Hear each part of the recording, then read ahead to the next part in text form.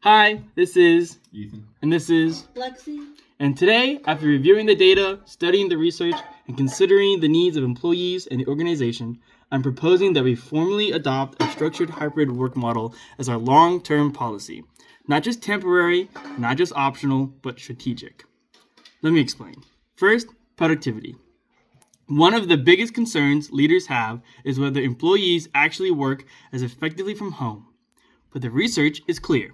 A 2-year study conducted by Stanford economist Nicholas Bloom found that remote workers were 13% more productive compared to their in-office counterparts. This study, often cited as the C-TRIP experiment, showed improved performance, higher satisfaction, and reduced turnover.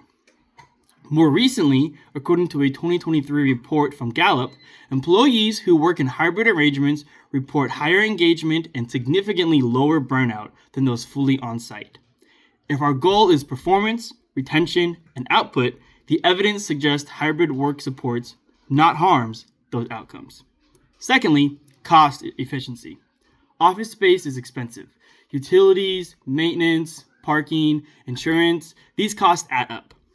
Companies across the country are downsizing real estate footprints and reinvesting those savings into technology, benefits, and innovation. Global Workplace Analytics estimates that employers can save an average of $11,000 per year for every employee who works remotely half of the time. Imagine reallocating that money toward professional development, better digital infrastructure, or employee wellness programs. Hybrid work is not just an employee perk, it is a financial strategy. Third, talent attraction and retention. We are competing in a labor market where flexibility is no longer optional, it is expected. According to a 2023 McKinsey & Company survey, over 50% of employees say they would have considered leaving their job if required to return full-time to the office. That means refusing flexibility doesn't just impact morale, it risks losing job talent. If you want to recruit the best people, not just locally, but nationally, we must meet them where they are. Hybrid work expands our talent pool beyond geographic limits. It allows us to hire based on skill, not zip code. Fourth, work-life balance and employee well-being. Burnout is one of the greatest threats to organizational success. Long commutes, rigid schedules, and lack of autonomy increase stress and reduce morale. Hybrid work gives employees control over their environment and time. It reduces commuting costs and hours spent in traffic. That reclaimed time often translates into improved focus, better mental health, and higher job satisfaction. And satisfied employees perform better. Now, I want to be clear. I'm not advocating for a fully remote, disconnected workforce. There are real benefits to an in-person collaboration. Team bonding, spontaneous brainstorming, mentorship opportunities, and stronger organizational culture. That is why I'm proposing a structured hybrid model. Here's what it would look like. 2 to 3 designated in-office collaboration days per week, flexible remote days for focused independent work, clear performance metrics based on outcomes, not hours at a desk, investment in digital communication tools and leadership training, and regular team building and in-person strategic sessions. This approach protects what we value about in-person work while embracing the proven advantage of flexibility. Some may argue that hybrid work weakens culture, but culture is not a building. Culture is behavior. If we define our values clearly, communicate intentionality, and hold teams accountable, culture can thrive in any environment.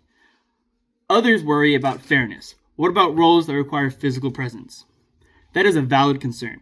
For those roles, we can explore flexible scheduling, shift autonomy, and other benefits to ensure equity.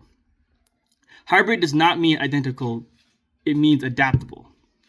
As the person responsible for making this decision, I must weigh tradition against transformation. The traditional 9-to-5 office model was created over a century ago, during the industrial era. It was designed for factory lines, not digital collaboration. Now we have cloud computing, video conferencing, shared work platforms, and global connectivity. Our work has evolved, our policies must evolve with it. If we ignore this shift, we risk being left behind. But if we embrace it thoughtfully, strategically, and intentionally, we position ourselves as forward-thinking, efficient, and employee-centered. Let me summarize this case. Research from Stanford shows hybrid and remote work can increase productivity. Gallup reports higher engagement and lower burnout. Global Workplace Analytics demonstrates measurable cost savings. And McKinsey reveals that flexibility is now essential for retaining talent. The evidence is not anecdotal, it is empirical. So the real question is not whether hybrid work can succeed, the real question is whether we are willing to adapt.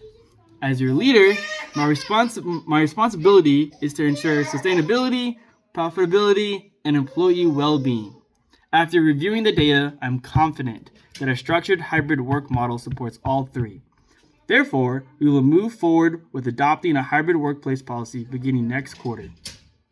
We will measure outcomes, we will adjust when necessary, and we will lead, not follow, in shaping the future of work. The workplace has changed. Now it is our turn to change with it. Thank you.